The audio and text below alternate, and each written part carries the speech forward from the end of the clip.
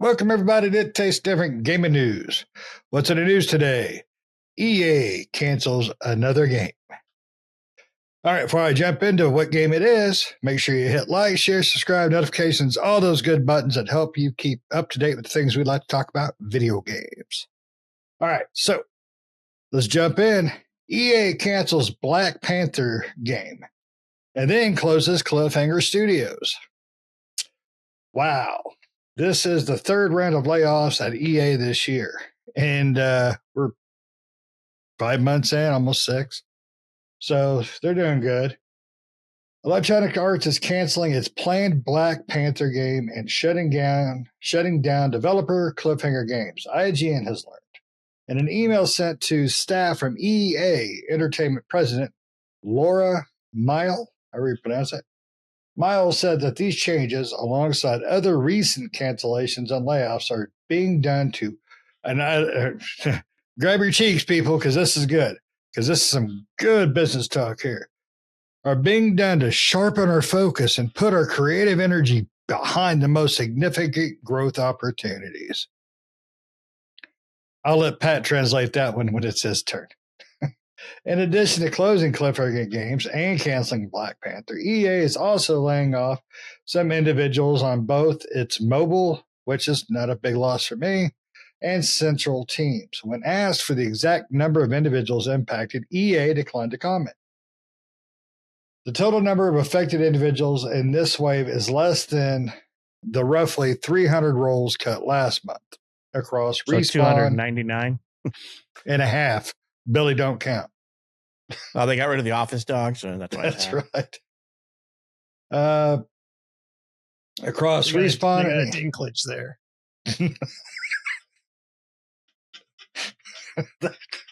They're Dinklebot. But Respawn and EA's fan care teams, but cannot confirm how much. These decisions are hard, Mile wrote. They affect people we've worked with, learned from, and shared real moments with. We're doing everything we can to support them, except for keeping their fucking jobs. Pardon my language. Including finding opportunities within EA where we've had success helping people land new roles. Miles Housekeeper.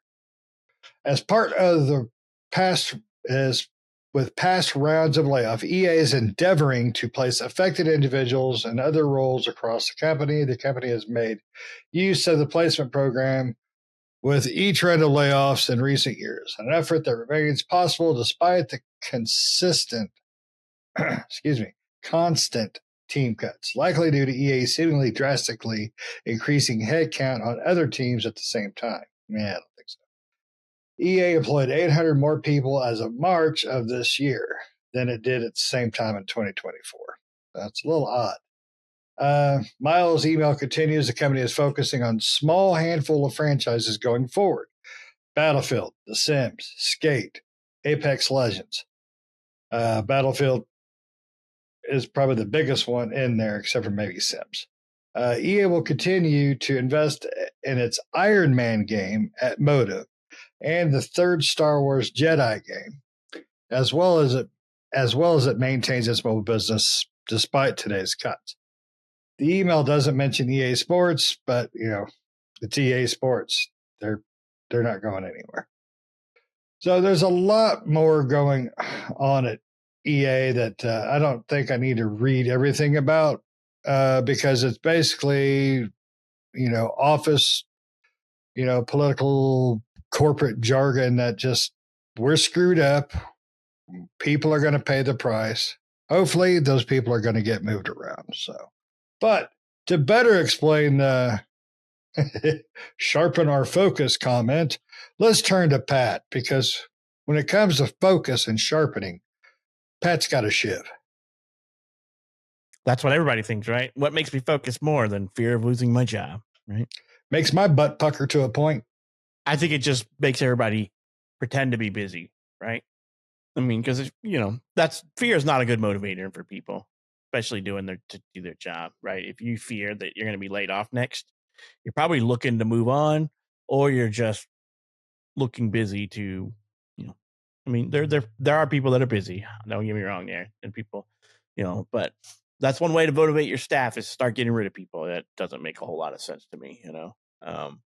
The EA is just does what EA does. They're flying under the radar for the longest time. There was worse companies out there than them for a while, and now they're just closing stuff down left and right because they can't seem to make any money. It's hard to make money when all you do is put out the same thing over and over and over, and you spend countless numbers of development hours on the same rehashing of things over and over. I wish they would lose the Star Wars IP. I really do. Somebody else can do a way better job than EA does in Star Wars. But and The Sims is kind of like what is it, Paradox Entertainment games these days. They just have DLC after DLC. They haven't made a new Sims in forever. They just got to pump in DLC add-on packs for it. You want a dog for your new house in Sims? Buy this add-on pack. You want this? Buy this add-on pack. Yeah, you want you want brand new modern furniture for your house? Buy this add-on pack. And then they don't put that stuff on sale very often. They sell bundles for hundreds of dollars with all the Sims bundles in it. So they're still making money off the Sims franchise. But I don't know.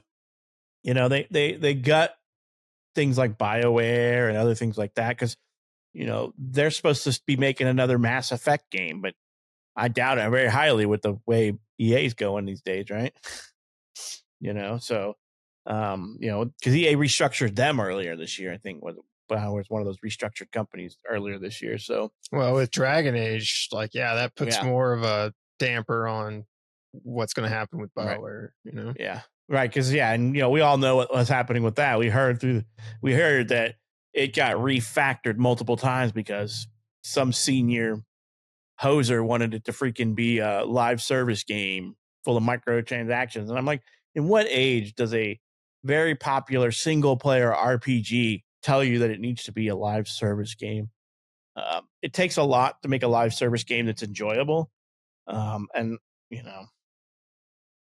I don't know. EA's got, they've got their Battlefield series and stuff like that and things, but I don't know, man. It's part of me is like PUBG and Fortnite have kind of ruined the gaming industry because, if it wasn't them, somebody else would have came along, right? But everybody is chasing that PUBG and Fortnite money these days. It's just like, we got to have our own live service game that just breaks us in money and we don't have to do anything else, right? That's what everybody's after. And it sickens me because I'm like, I don't care about those games. I don't want those games. I like a good co-op game. I don't care for a PvP game. And I love my single player story games. I have a couple of genres that I like to go into, but PvP is not one of those. And most live service games are PvP, which I stay away from there like the plague for the most part. Only getting in there, these guys want to play.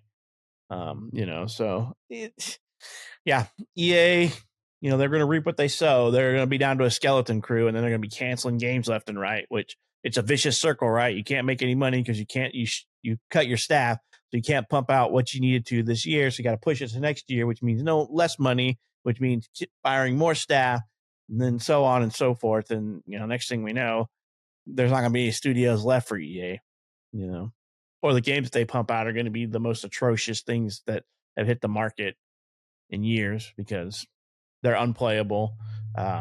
They just need to get something out to market so they can make money. So it's a pile of crap.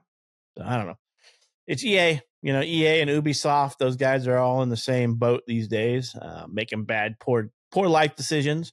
And the people who pay for it are their employees because their leadership doesn't pay for it. You don't hear them hiring C-Street execs or anything like that. They're getting rid of all these people at the bottom level, which to some extent it's only themselves, right? EA's not done.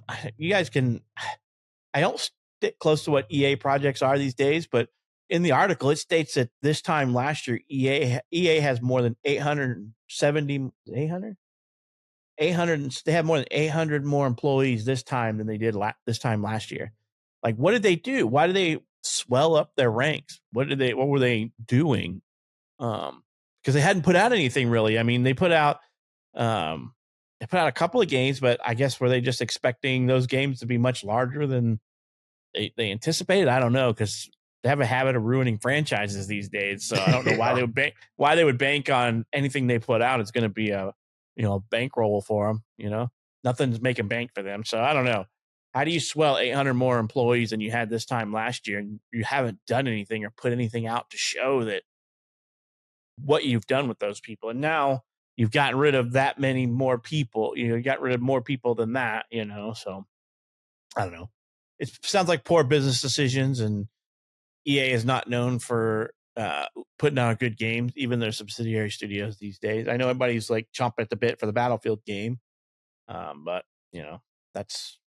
that's a tried and true IP. That's always it's this. It is what it is. It's a PvP mass battle game, and when they come out, they do really well. But I feel like Battlefield peters out pretty quick too, though. So they probably they keep trying to bank on making it just a marathon running live service game, but I don't think it's going to. But that's just my opinion. Nick, what do you think, man? It really sucks for these people. Hopefully they get some type of severance package if they don't get replaced somewhere else in the company, if they don't displace some other positions for these people. So how do you feel about this? How do you feel about EA and their business practices overall? Yeah, EA is a strange place nowadays. I mean, cliffhanger games, apparently this was, from what I could tell, this was the first and only game that they were working on. So they never previously made anything.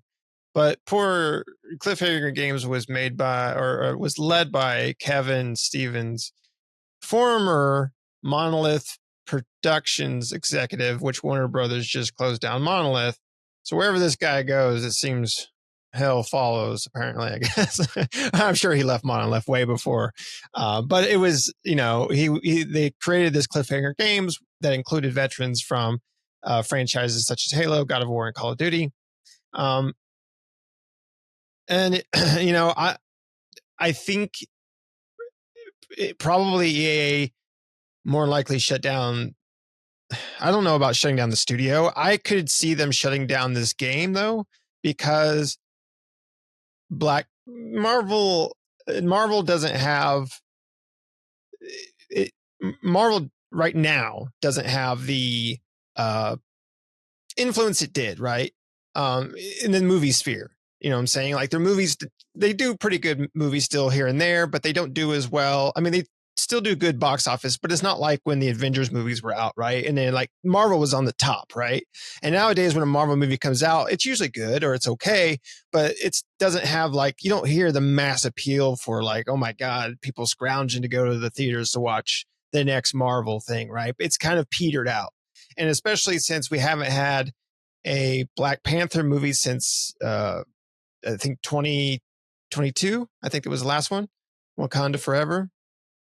I think that's when it came out. I don't know. You guys correct me on when that came out. But anyway, and they might be working on a third one, but the interest for a Black Panther movie may not be as high now because it's been so long since the movie's been out, right? And there really hasn't been a lot of talk about Black Panther as the character or the movies or anything like that in a long time. So it's really hard to make a game so far out from that's really going to be appealing to people. Plus, I'm sure EA was trying to figure out how they were going to microtransaction shit out of it. So there's that part. They do have a lot of, EA does have a lot of franchises that are great. A lot of IPs. I mean, they have Command and Conquer, one of my favorites, and they don't do shit with it. So, and remaster it. Yeah, remaster it. Re-release. Yeah. I think the last new thing they came out for it is a mobile game, which, we all love mobile games. But yeah, I agree with you, Pat, though. I think like, for the people that like Fortnite and PUBG, that stuff was going to happen regardless, right? Whether it was Epic or whoever else, right? I know PUBG is not Epic, but Fortnite is. Somebody was going to make one of those and it was going to take off, right? So it was just a matter of time. But yeah, I really feel like that, as well as like, loot boxes, that loot boxes kind of got taken out, right? Because of all the legal battles and various things like that happen in regards to loot boxes. So you don't really see a lot of that anymore, but the microtransactioning of things, like it's insane. and how it's not all just insane about the amount of microtransactions that are available for a given game, but also the prices they stick on these microtransactions is insane.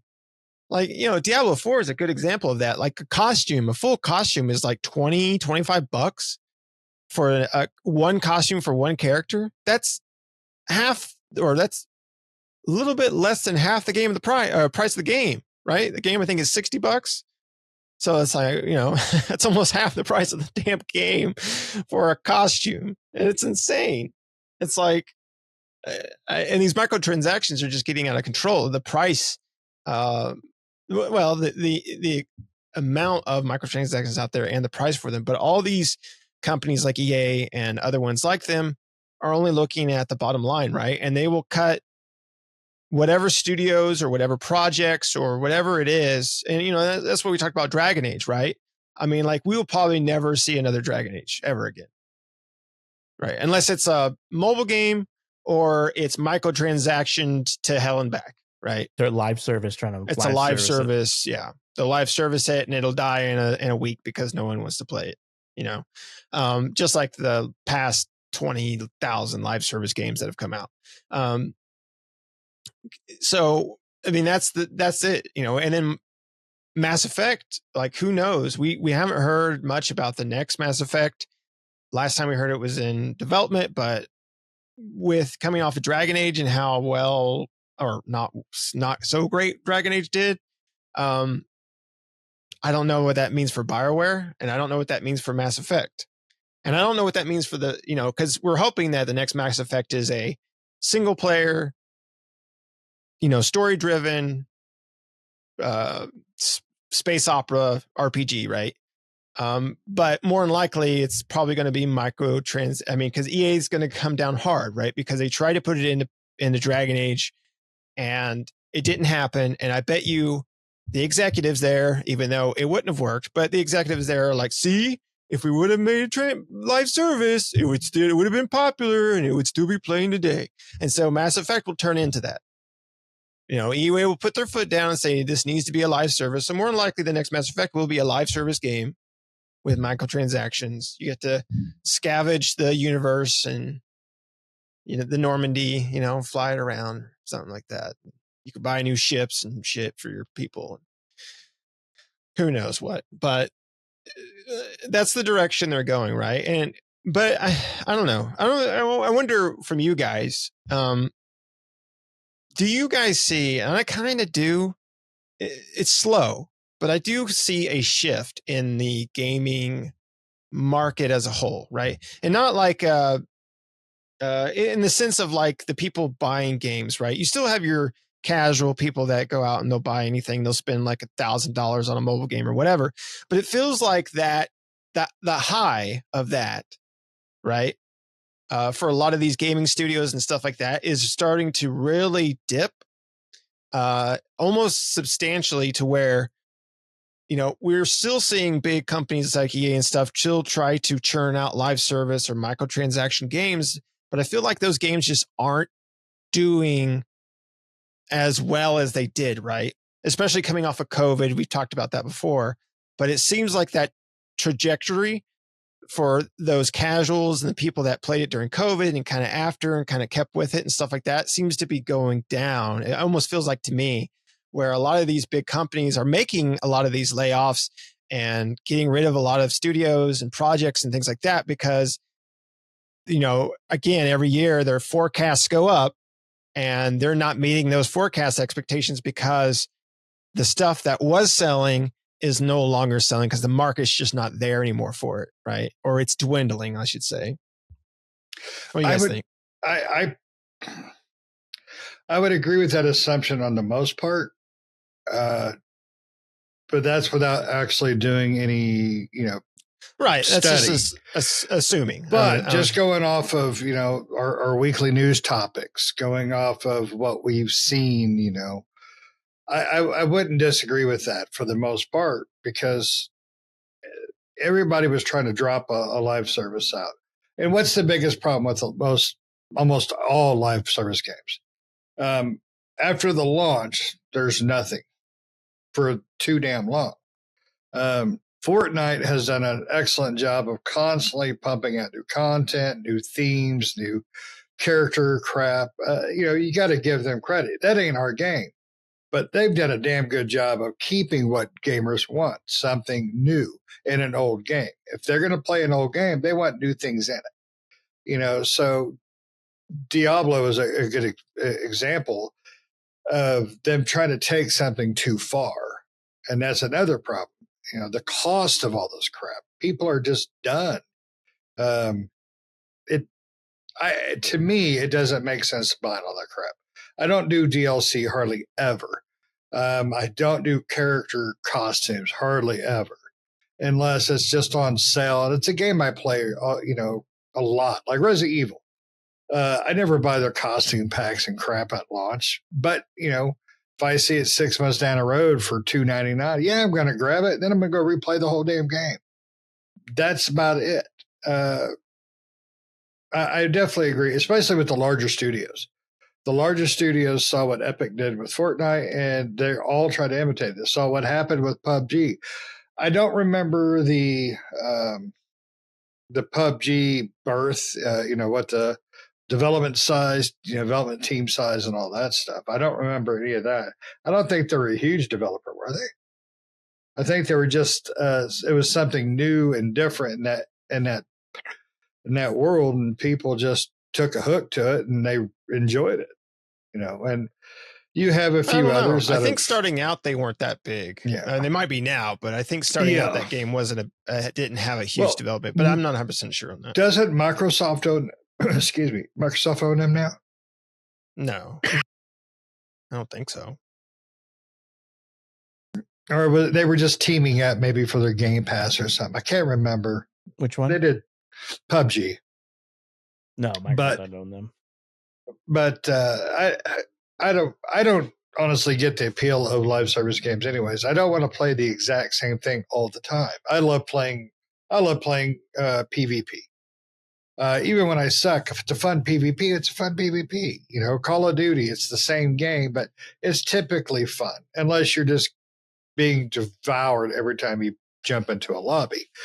But Battlefield's more my bag because it's large scale battles and vehicles and all that stuff. That's where I like, and I'm really hopeful for the new one.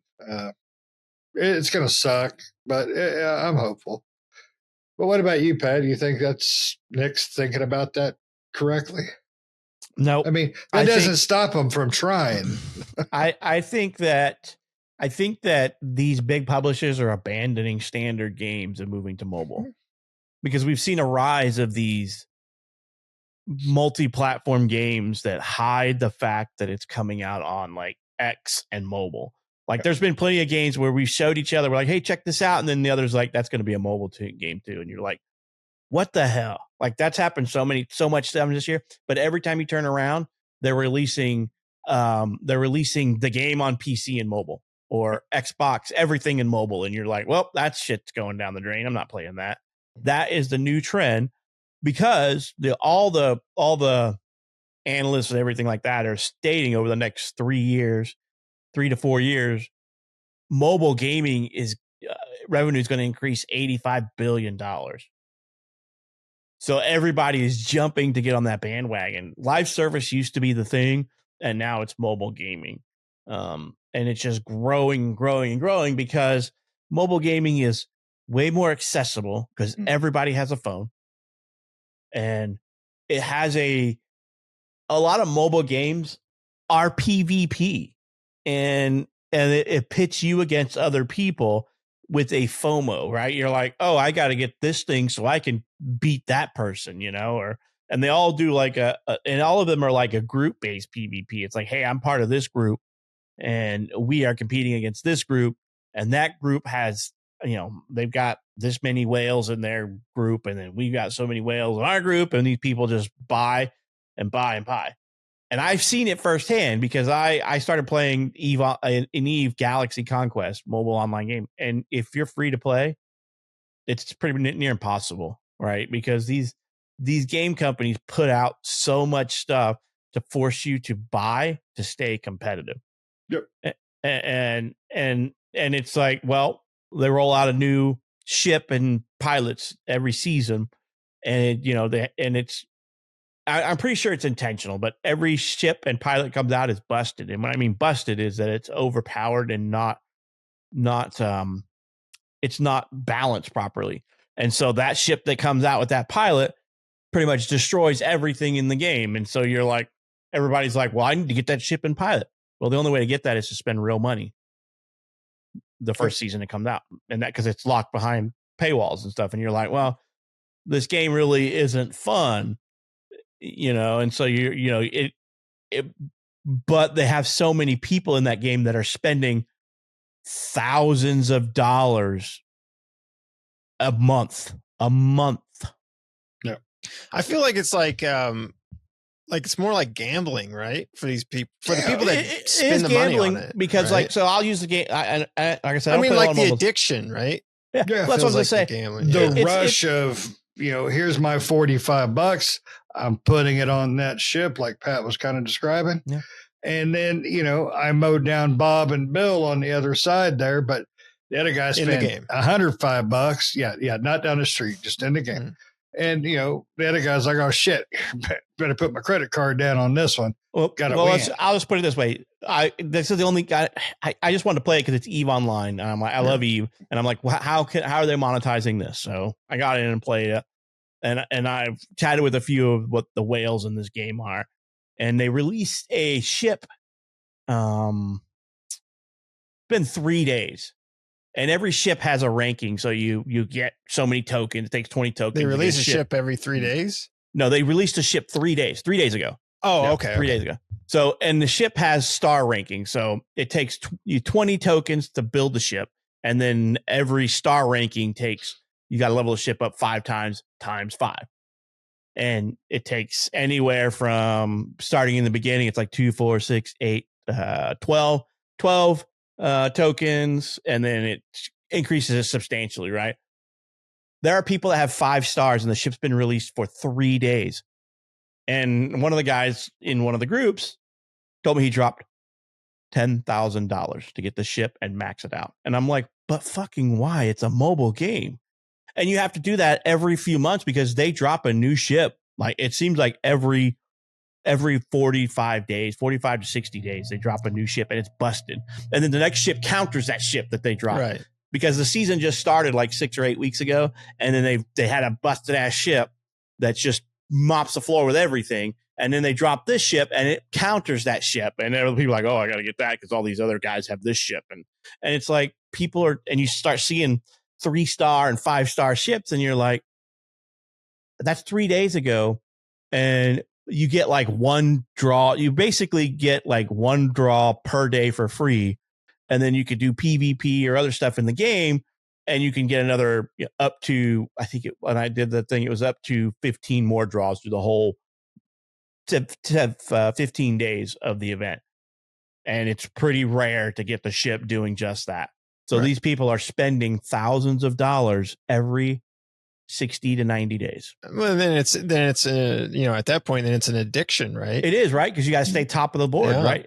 And I mean, like it's the same on the line of like going to casino and gambling or alcohol or whatever. And these guys are proud of it. They're not like hiding the fact that they're spending all this money. Like this guy's just like, oh, I just liquidated some Bitcoin so I can get it. And I'm like, for a damn game that you may or may not be playing in 6 or 8 months. I mean, you have to if you spent $10,000 on it. You better play that thing forever. Oh, if you don't, I'm pretty sure his spouse is going to make him keister that mobile game. They may or may not be married. I don't know any of that stuff. I just know that he told me that he spent a few thousand because that's ridiculous. You need to liquidate yourself out of a house and home, to get yourself a ship. Like, I mean, that's what I'm saying. Like, it's the addiction behind that is insane. Like, that's something that needs to be like.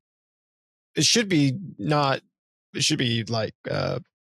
outlawed or something. But I mean, that's like one instance of a game. It's just, I want to check it out because I love Eve. And I'm like, well, Eve itself has turned into a cash grab too, because you can buy pretty much everything in Eve with cash now. But so it's kind of in the same vein that it was just something to kill time. And I'm like, well, but I can't compete being a free to play player. It's just like, right. I can't. I mean, I don't befront anybody for playing a mobile game. It's just like the thousands of dollars that people spend per month. 85. Well, what was the mobile? What is the mobile revenue? What I think I saw mobile gaming revenue this year. Last year's mobile gaming revenue, I think, was like 100. It was massive. So the global in 2023 was 100 billion. Yeah. So it's 100 billion, and now it's 126 billion. So, and they're expecting another 85 billion increase in 3 to 4 years in that time frame. It's going to increase from now to then another 84 to 85 billion dollars. And it's just, and I can see it because it is an addiction. It is a FOMO. It is I got to be the best, and I've got enough money to make myself the best. There's no skill involved here. It's just like money, drop money, because these games they're not skill based. They're money based. If you've got the money to drop and build your fleets out the way that nobody, that you're just a top dog, then what people are going to do? Yeah, you got to remember, it doesn't matter how much skill you have, how much practice you've done, how hard you worked at anything. That's a mobile game. Just fucking buy it. That's mobile. That's the mobile market, though. There is no. It's not skill based. It's cash based. Who's got the most money? Who's got the biggest wallet? And that's why they're just called whales, right? Yep. People are spending hundreds or thousands of dollars in a game every. I would hate to see. I mean, I don't know these people personally, so they could be, multi-millionaires or something, but still, I don't think you get to become a millionaire typically by frivolously dropping thousands of dollars on a mobile game. But like I said, that's where I think everything is going. Everything is shifting more from standard, even live service game shifting over to a mobile platform because the development is smaller. The development cost and effort is cheaper and less risk. So if it takes me a year to develop a mobile game and it takes me 5 years, 6 years to develop a AAA game, I have more of a potential to turn that live service mobile game into a revenue generating because it took me less development time, smaller staff, and to keep it running is I just got to introduce a new FOMO item every season. So a season is whatever they want to do, every 6 weeks, every 12 weeks, whatever they decide a season is going to be. Well, I think the most important thing to note here is we're going to bury another Black Panther. So, but we kind of got off topic here. Yeah. The discussion got more depressing. Yes. Yeah. Sadly it did. But that's why I think EA shut that studio down, as they're probably refocusing on their mobile efforts right now. Absolutely. I definitely agree. They're going to push more into that swing, that and live and whatever else that requires. And the Black Panther game wouldn't have made the revenue they're expecting. No. And I think the Black Panther game could have been really cool. I think it could have been, yeah. I really liked the first movie, and if they could have incorporated some of that, that'd have been really awesome. But, I think Disney needs to reevaluate where they're putting some of their licensing. I think EA is definitely not as long as EA pays them. The mouse doesn't care. True. The mouse doesn't care as long as you have green in your pocket and give it to them. Give me the cash. Aha. That's my Mickey Mouse. But anyways, you guys got anything else before we jump on out of here? All right. Well, you made it to the end. I hope. Let us know what you think in the comments below. Do you think it's a big deal that Black Panther game was canceled? Do you care? What are your thoughts below? What do you think about EA and all these moving around of people and restructuring and focusing and all the other corporate horse shit they're doing? Let us know what you think in the comments below. And again, don't forget to hit like, share, subscribe, notifications, all those good things to help you keep up to date with us. And we'll see you next time. See ya.